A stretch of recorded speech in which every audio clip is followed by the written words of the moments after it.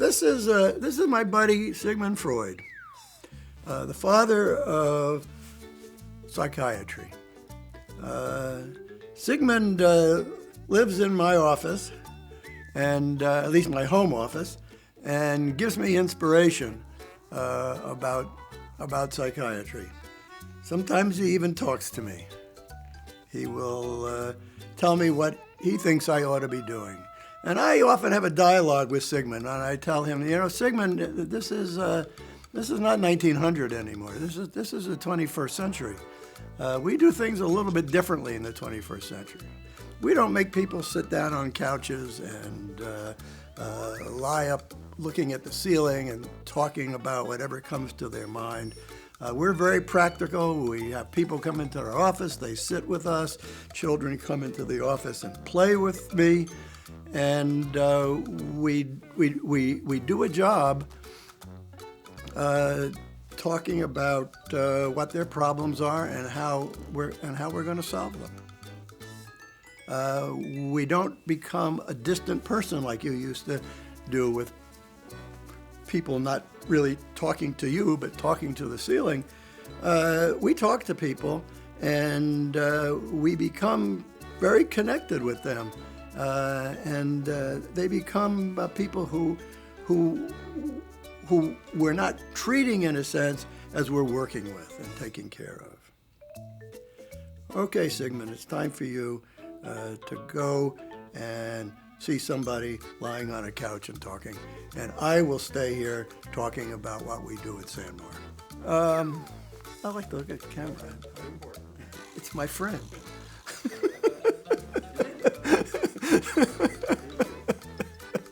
I talk to you all the time. Let's see this guy here. My name is Jerica Washington, and I am the Center Director at the Jackie Barr Center for Wellbeing. And what the center does is it provides outpatient individual and family therapy for kids and adults, and families as well. So we have a team of 10 licensed social workers and counselors that provide this service.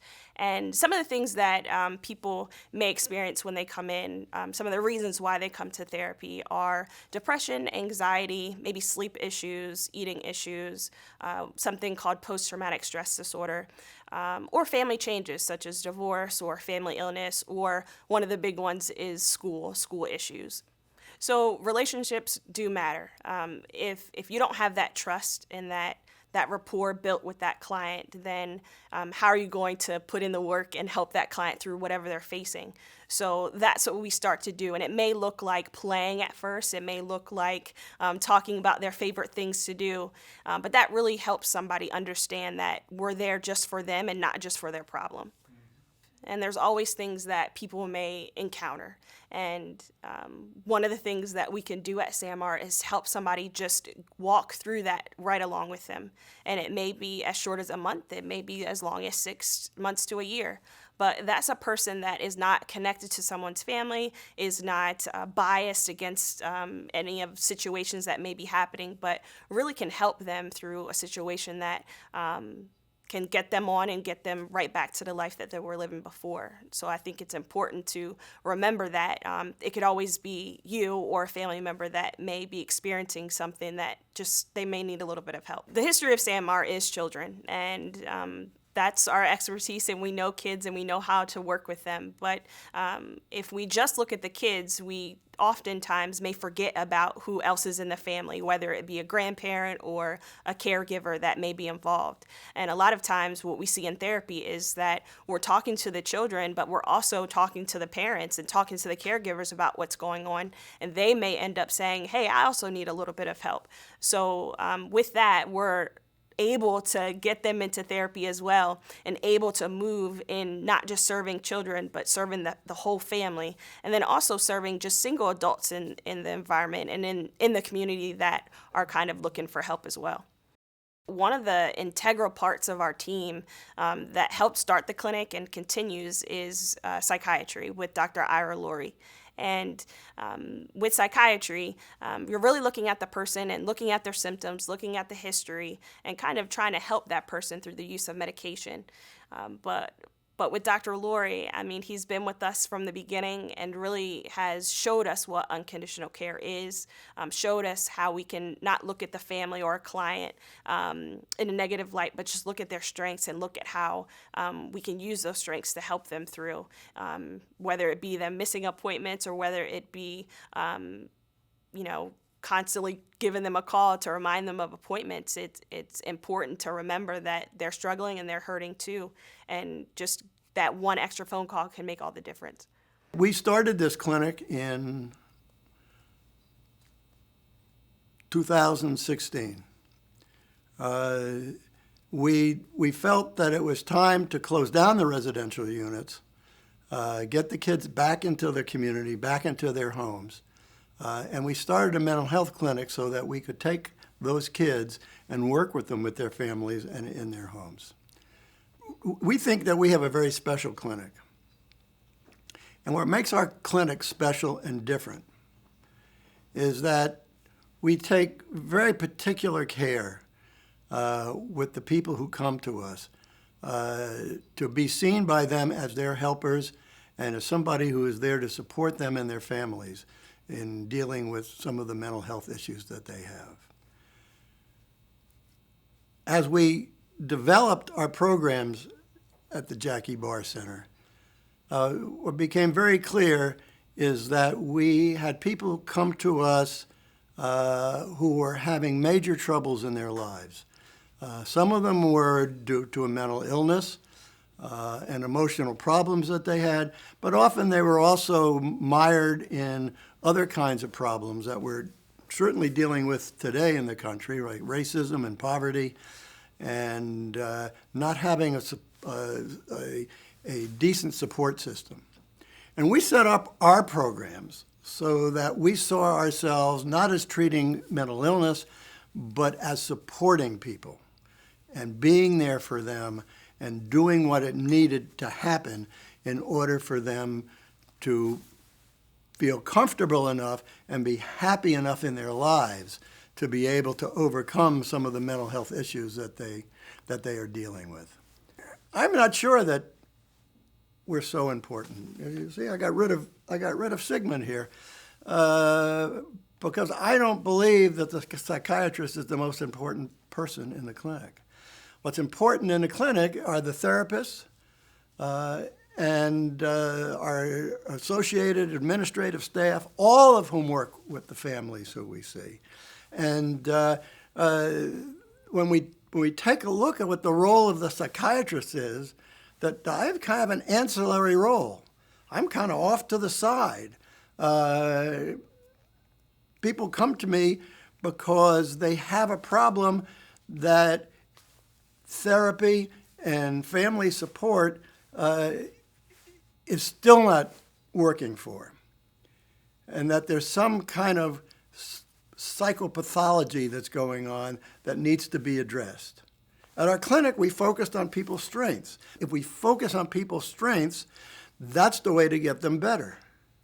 The old medical model is that you focus only on the illness, and you focus on the illness till it gets better. In mental health, that doesn't make any sense. It's kind of like taking someone with a broken leg and telling them to hop on it until it gets better.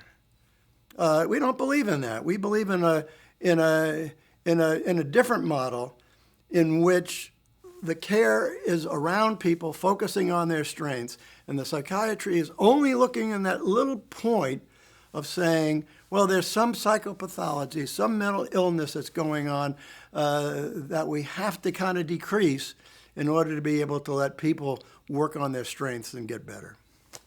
Another major difference that we have at the Jackie Barr Center is that when we work with children and families and adults, we start with a focus on strength, but then we go one step further, and we practice what is known in the world of family and children's services as unconditional care. Unconditional care was started on the basis that we needed to treat the people we work with like we treat our own children. We whatever you need to do for them, you do. Someone once told me in a training there were 10 principles of unconditional care. Never give up, never give up, never give up, never give up. Number 10 is also never give up.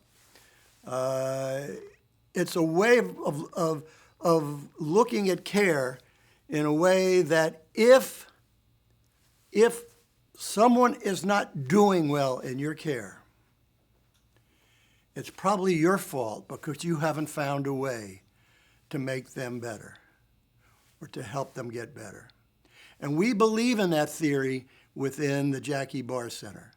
That is the only way to approach families and children and adults, is to accept the fact that they have problems. It's our job to make them better. And if we can't make them better, we need to look for a different way of approaching them and to find a way to make it so that it works for them. Clients come to us often having been fired, telling us that they've been fired from the clinic they were at because they didn't make enough appointments. Now, one of the things that we begin to understand when we're dealing with people, especially people who are living in poverty, people who are living in tough circumstances, is that a mental health clinic visit is not the most important thing in their life. There are other things that are going on. If we begin to understand those things, that there are usually good reasons for people to not show up for their appointments, then it's easier not to get mad at them. Psychiatry and mental health in general has a tendency to blame you when you don't show up because of something called resistance. You don't want to get treatment, really. You don't want to change, so you don't come. And unconditional care is a very special concept. It basically says that whatever goes on between you and me and whatever going on in your family and in your world, I'm there for you as long as you're willing to come to see me. And if it means me losing a little bit of money because you don't show up, we'll have to put up with that.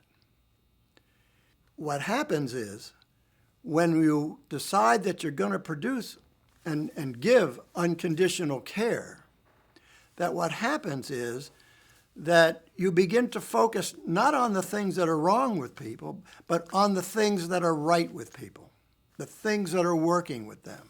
You begin to understand, as we talked about before, that if you focus on people's strengths and try to use those strengths to overcome their weaknesses, they're going to do a lot better than if all you do is focus on their weaknesses. There's not a mental health clinic, a child mental health clinic especially, that makes money. We give a lot of care for which we do not get reimbursed. Someone needs an emergency prescription written, we don't get paid for that. Someone needs us to sit with their kids while they're seeing us, we don't get paid for that. But we do have to provide the staff in order to be able to do that.